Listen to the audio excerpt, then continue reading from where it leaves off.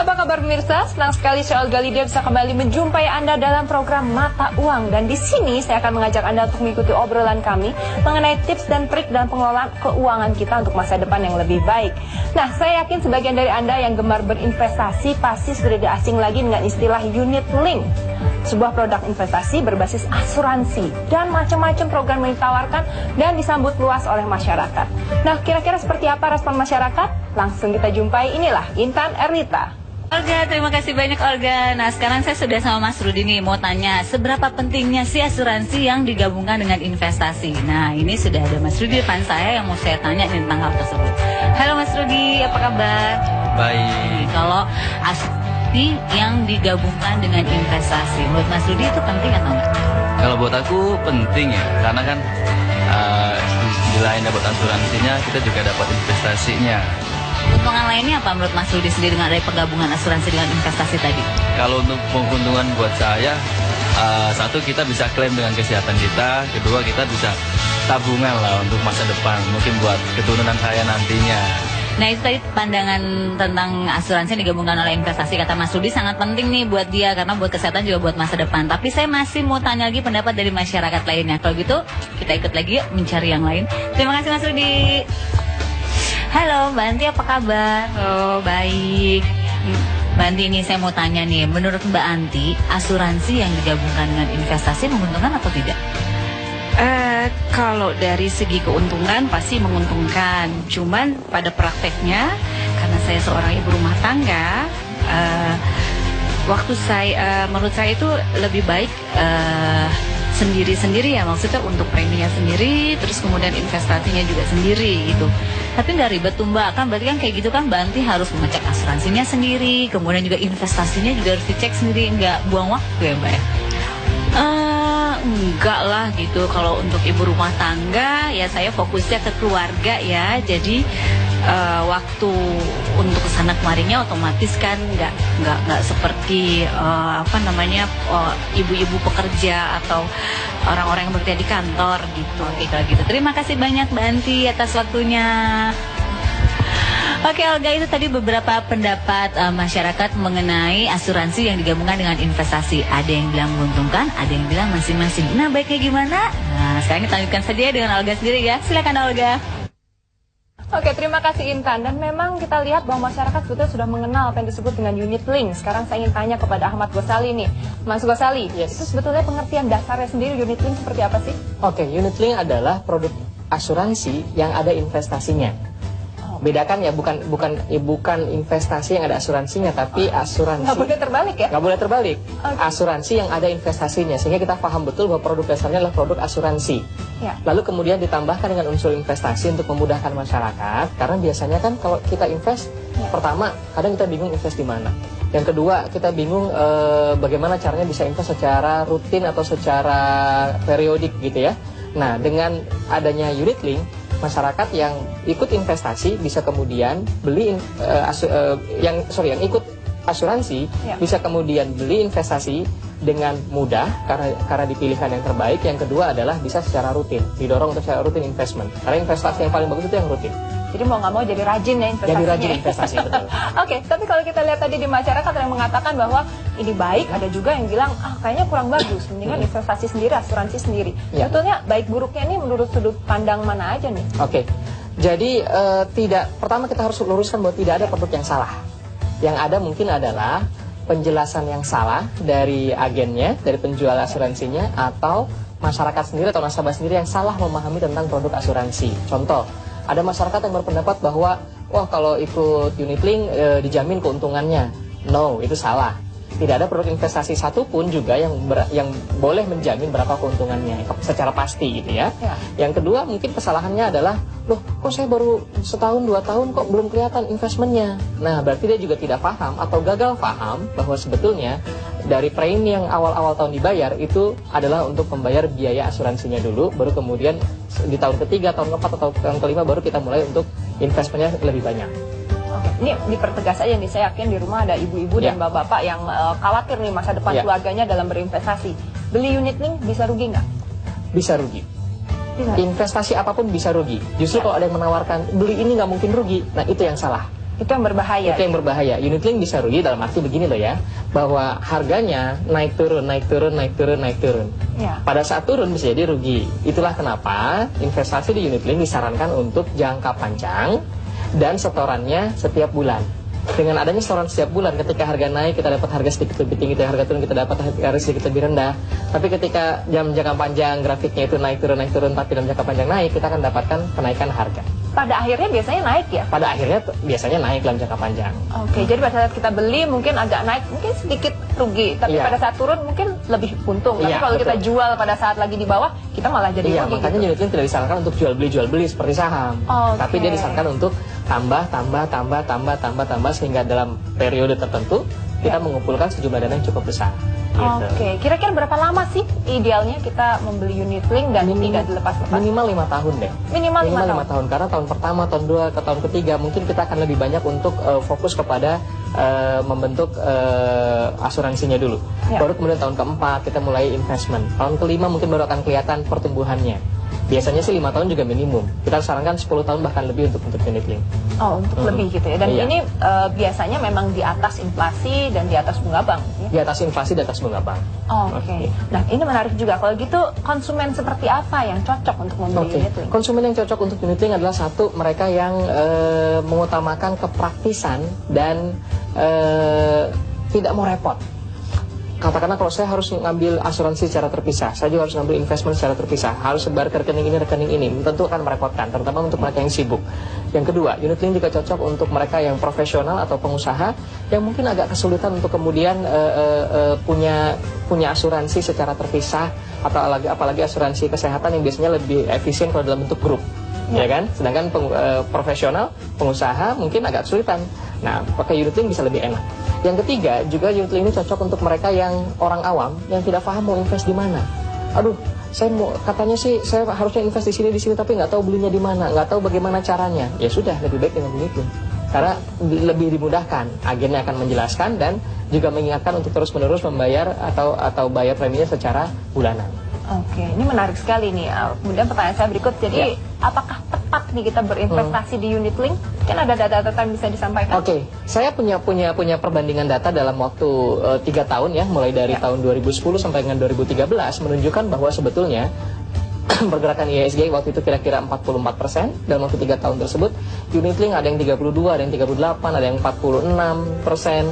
Kemudian reksadana juga ada yang 46%, ada yang 48%, ada yang cuma 11%.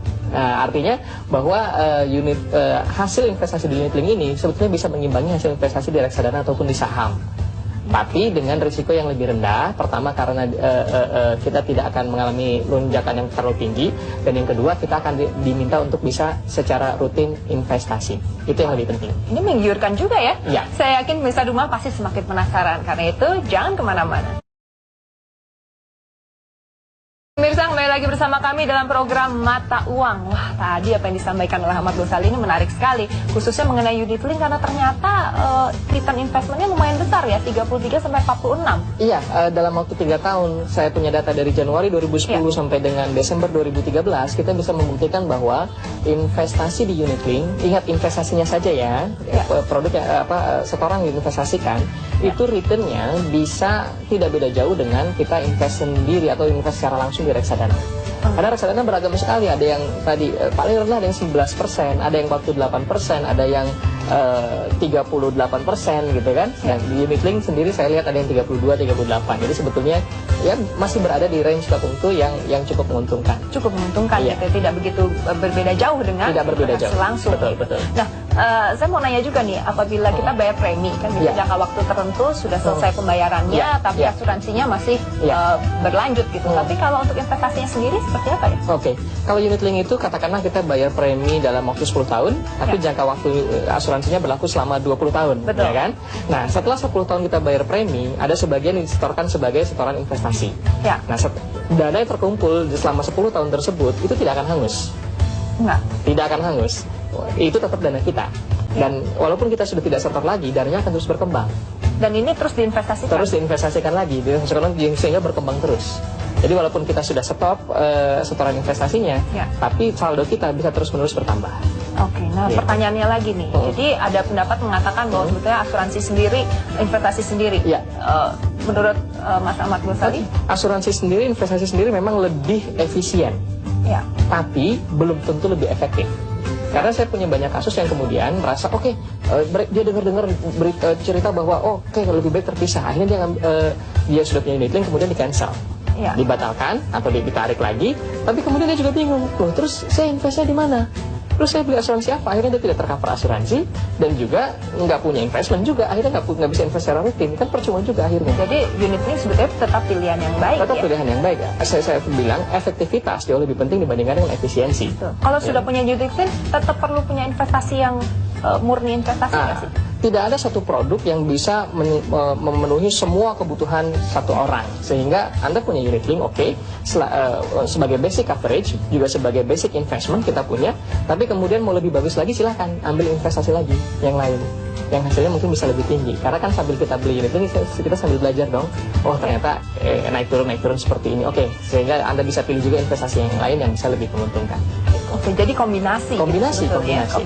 Ya. Kalau kita melihat, jadi untuk pemirsa di rumah, untuk bapak-bapak, ibu-ibu yang memikirkan masa depan keluarganya, ini penting sekali. Kalau unit link ternyata returnnya juga baik, hampir sama dengan investasi murni, tetapi juga Anda bisa memilihkan untuk setelah memiliki unit link, setelah keluarga sudah tercover oleh asuransi, bisa juga mengambil investasi secara terpisah. Sebagai tambahan. Dengan mempelajari apa yang sudah terjadi di unit link ya. Iya, betul. Kalau awal-awal langsung investasi murni disarankan nggak sih? Nggak apa-apa, asal dia juga harus konsisten, juga harus punya asuransi juga, karena harus di cover juga dengan asuransi, dan dia harus bisa disiplin untuk setoran rutin setiap bulan. Itu yang biasanya paling berat. Disiplinnya itu ya. Disiplinnya itu yang kalau paling unit berat. link ada yang nelfon ya. Ada yang telepon, ada yang mengingatkan. Ada yang kita merasa sayang, kalau saya nggak setor nanti asuransinya jadi tidak berlaku gitu kan. Sehingga kita kemudian terdorong untuk terus-menerus membayar premi setiap bulan. Oke. Biasanya premi yang dibayarkan jangka waktunya berapa lama sih? Sekitar 5-10 tahun. 5-10 tahun. Itu jangka waktu pembayaran premi. Tapi jangka waktu asuransinya sendiri bisa 15, bisa 20, bahkan lebih. Oke, disarankan? Sampai dengan usia pensiun. Sampai dengan usia Minimal pensiun? sampai usia pensiun. Oh, kalau bisa kita mumpung masih bisa mencicil gitu ya, betul. sampai usia pensiun kita mencicil terus gitu Cicil ya, terus. untuk manfaatnya yang maksimal. Katakanlah yang wajib kan kita bayar premi sampai 10 tahun pertama misalnya. Tapi kalau kemudian kita lihat, oh hasil investmentnya bagus kok, ya silahkan aja teruskan. Sehingga di tahun ke-11, tahun ke-12 Anda bisa terus-menerus top up terus, bayar lagi, kemudian diinvest lagi, tambah lagi investnya. Itu sampai juga boleh. usia pensiun, Iya, setelah betul. pensiun tinggal menikmati hasilnya. Itu yang sangat penting ya. Oke, waduh, masih banyak lagi yang ingin saya tanyakan kepada Mas Ahmad Ghazali. Jadi jangan kemana-mana ya. Dan juga untuk Anda pemirsa, ikuti terus bincangan kami dalam Mata Uang. Pemirsa, kembali lagi bersama kami dalam program Mata Uang. Nah, sebelum kita lanjutkan obrolan dengan Mas Ahmad Ghazali, kita dengarkan dulu ada pertanyaan nggak nih dari masyarakat. Silakan. Pertanyaan saya, return normal dari investasi unit link itu kira-kira berapa persen? Dan yang kedua adalah kapan saya bisa merasakan hasilnya? Nah, Mas Ghazali, itu pertanyaannya mengatakan bahwa investasi dari unit link ini return normalnya kira-kira berapa persen sih? Kita nggak bisa tebak berapa return normalnya, dan kita juga tidak bisa prediksi dengan pasti berapa return normalnya sebagaimana semua investasi yang lain. Tapi biasanya kita untuk melihat apakah dia katakanlah memenuhi target atau tidak, baik atau tidak, kita bisa bandingkan dengan IHSG. Atau kita bisa bandingkan untuk unit link saham, itu perbandingannya dengan IHSG. Kalau dia terlalu jauh di bawah IHSG, mungkin berarti dia kinerjanya kurang bagus. Kalau dia mendekati IHSG, itu kinerjanya berarti baik. Gitu kan? Itu dilihatnya dari mana tuh? Sebelum kita membeli itu bisa tahu seperti itu? Sebelum kita membeli, kita bisa melihat data historis, nilai aktiva bersih atau NAB-nya si unit link, harganya harganya dari unit link, bisa dilihat di koran, di website mereka biasanya juga ada. Tapi kalau yang sudah jalan, kita pasti akan dapat laporan bulanan. Atau minimal dapat laporan tahunan, berapa sih perkembangan dana kita sekarang, itu setiap tahun pasti akan ada laporannya, kirim laporan. Jadi kita bisa evaluasi sebetulnya berapa sih hasil yang kita peroleh. Nah, apakah hasilnya bagus atau tidak, ada dua perbandingan. Satu, bandingkan dengan benchmark. Kalau misalnya dia unit link saham, maka bandingkan dengan IHSG. Kalau dia adalah unit linknya sifatnya pendapatan tetap, maka bandingkan dengan rata-rata suku bunga. Yang kedua, perbandingkan lagi dengan target. Jangan lupa, kita invest bukan untuk orang lain tapi untuk diri kita sendiri, maka bandingkan dengan target kita masing-masing. Misalnya, saya kan mau beli unit link itu dengan target 15% per tahun supaya bisa masukkan anak ke sekolah misalnya, karena kita sudah hitung 15%. Biasanya di dalam penawaran ada perkiraan tuh. Ada perkiraan, rendah, sedang, dan betul, tinggi. tapi ya? jangan sampai itu jadikan patokan utama. Yang lebih baik kita pasang target sendiri. Oh, target saya 15%. Kemudian lihat unit link kita. Oh, unit link saya 17%, 16%. Oh, berarti di atas target saya. Oke, nggak apa-apa. Kalau di bawah target, bagaimana evaluasinya? Ya, bisa top up. Bisa juga mungkin kemudian switch ke pilihan investment yang lebih tinggi. Oke. Ingat loh, unit link itu pilihan investmentnya ada banyak. Ada banyak? Iya, dia fleksibel. Unit link itu mirip dengan reksadana, dia fleksibel untuk pilih. Jadi pemirsa sebetulnya boleh pilih kok unit link itu investnya di mana. Sebenarnya pertama kali kita lihat dapat unit link penawaran gitu. Ya. Apa aja yang perlu kita lihat? Asuransi, komponen asuransi, terus komponen investasi. Oke. Garis besarnya ada dua, Ya. investmentnya dan insurance-nya. Ya. Untuk asuransinya, kita pastikan bahwa Anda hanya beli asuransi yang Anda perlukan saja. Asuransi jiwa jelas wajib diambil. Kemudian ada rider, yang ridernya bisa kesehatan, bisa penyakit kritis, bisa juga cacat tetap, bisa juga berupa pembebasan premi. Yang kedua adalah investmentnya. Jadi begitu kita masukin unit link setoran premi, sebagian masuk ke insurance, sebagian masuk ke investment. Nah, yang masuk ke investment ini sendiri Anda boleh pilih. Pilihannya pada umumnya ada 4. Satu adalah saham, yang kedua adalah obligasi, yang ketiga adalah campuran antara saham dan obligasi, dan keempat adalah pasar uang. Pasar uangnya misalnya deposito. Nah, deposito ini sendiri biasanya kadang-kadang ada pilihan lagi, rupiah atau dolar. Nah, yang saham juga kadang ada pilihan juga yang agresif atau yang biasa. Mereka akan umumkan, oke, kita punya fund, ada katakanlah kita punya pilihan investasi ada 6 atau 7 gitu kan. Nah, kita boleh pilih kok. Oke, dari investment saya karena saya mau yang resiko tinggi, saya masukin semua yang saham, silahkan. Saya sih nggak terlalu suka resiko tinggi, saya 50% ke saham, 50% ke obligasi deh, itu juga boleh. Jadi fleksibel sekali investmentnya sebetulnya. Oke, yang paling tinggi returnnya adalah? Yang paling tinggi returnnya itu tentu saham. Tapi ingat, return paling tinggi artinya juga risikonya juga paling tinggi untuk turun. Oke, Sehingga kita bisa berapa persen kalau di saham?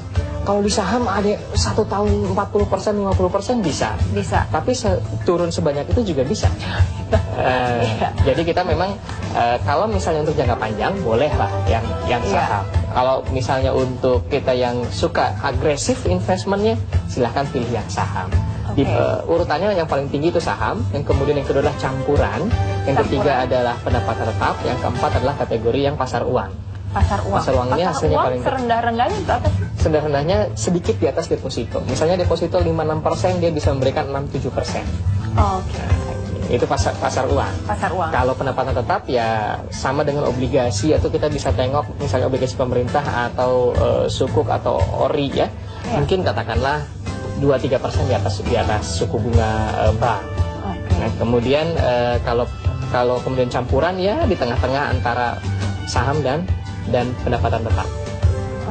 Jadi itu pilihan-pilihannya. Pilihan-pilihannya ada banyak Kalau sebetulnya. punya jiwa berani boleh ke saham seluruhnya. Betul. Tapi kalau agak-agak berhati-hati bisa campuran. Bisa campur. Tapi kalau mau tidur nyenyak dan tidak khawatir apa-apa, langsung masuk ke pasar uang. Boleh masuk pasar uang untuk pendapatan tetap. Atau pendapatan tetap, gitu ya. Waduh, banyak banget nih ilmu yang kita dapatkan hari ini. Nah, ini ada lagi nih pertanyaan dari pemirsa nih.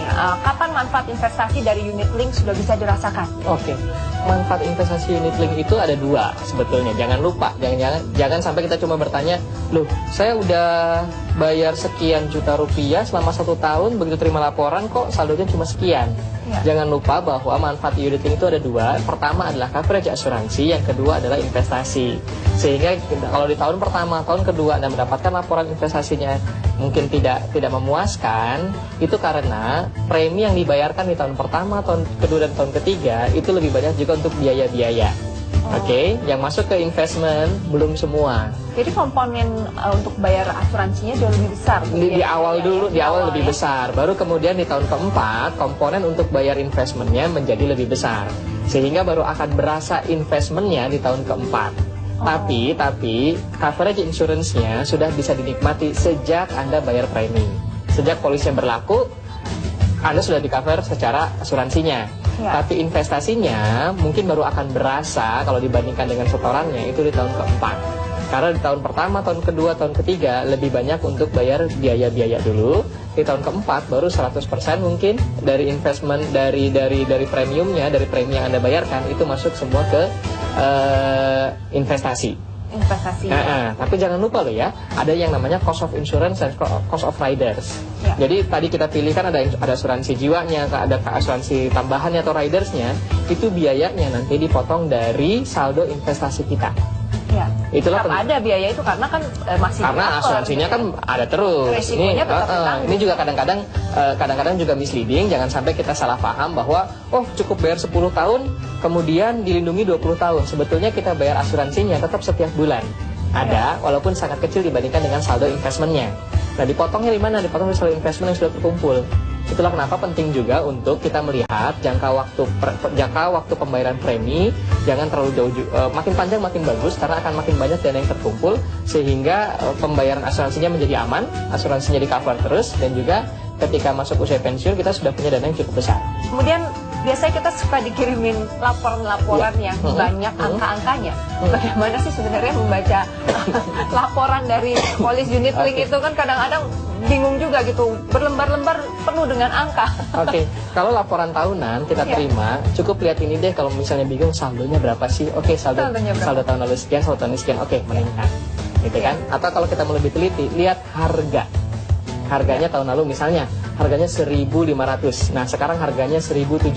Berarti naik. Itu kalau laporan tahunan. Selain itu kita juga perlu teliti polis asuransinya ya Bu ya. Polis asuransi itu minimal ada 3 hal yang harus kita perhatikan. Pertama, mengenai nama. Siapa nama tertanggung dan nama penerima manfaat. Pastikan namanya sama dengan nama akte gitu ya. Tanggal lahirnya juga cocok. Yang kedua adalah mengenai jangka waktu. Berapa jangka waktu pembayaran premi dan berapa jangka waktu asuransi. Jangan sampai salah, jangan sampai ketukar. Yang ketiga yang harus kita lihat juga adalah perlindungan apa yang kita peroleh. Asuransi jiwa itu pasti nilainya berapa. Misalnya sekian ratus juta. Kemudian kalau kecelakaan ada nggak di situ? Kalau sakit ada nggak di situ? Itu juga harus kita pahami. Ini yang disebut dengan riders ya? Bagaimana sih memahami riders itu? Riders itu adalah tambahan asuransi. Jadi asuransi utamanya adalah asuransi jiwa. Kemudian ada investment. Nah, ada lagi tambahan asuransi yang namanya riders. Riders itu kita bisa kategorikan menjadi 4 kelompok. Yang pertama adalah asuransi kesehatan, yang manfaatnya bisa berupa asuransi kesehatan pengganti biaya atau juga bisa berupa santunan tunai. Yang kedua adalah manfaat ketika terjadi cacat tetap. Yang ketiga adalah yang hubungannya dengan pembebasan premi, ya kan? Ya, katakanlah kalau ada kondisi tertentu kita akan bebas premi. Kemudian ada juga yang hubungannya dengan critical illness, kesehatan yang khusus, yang penyakit kritis. Betul. Itu yang perlu kita perhatikan pada saat kita mendapat penawaran unit link. Riders seperti apa yang kita butuhkan. Iya, betul sekali. Jadi pastikan selain asuransi jiwa, Anda juga boleh pilih 4 tambahan riders ini untuk Anda beli. Jadi kalau kita simpulkan dari obrolan kita hari ini, bagi Anda yang ingin membeli unit link, apa saja yang harus diperhatikan? Kira-kira Mas? Saya ulangi lagi, ketika Anda membeli polis, pastikan bahwa Anda memang perlu asuransi jiwanya dan dengan nilai berapa. Pastikan penerima manfaatnya siapa dan yang tertanggungnya siapa. Kadang-kadang juga ada yang salah. Misalnya, istrinya yang beli, karena biasanya seorang ibu itu lebih peduli dengan asuransi dibandingkan dengan suaminya.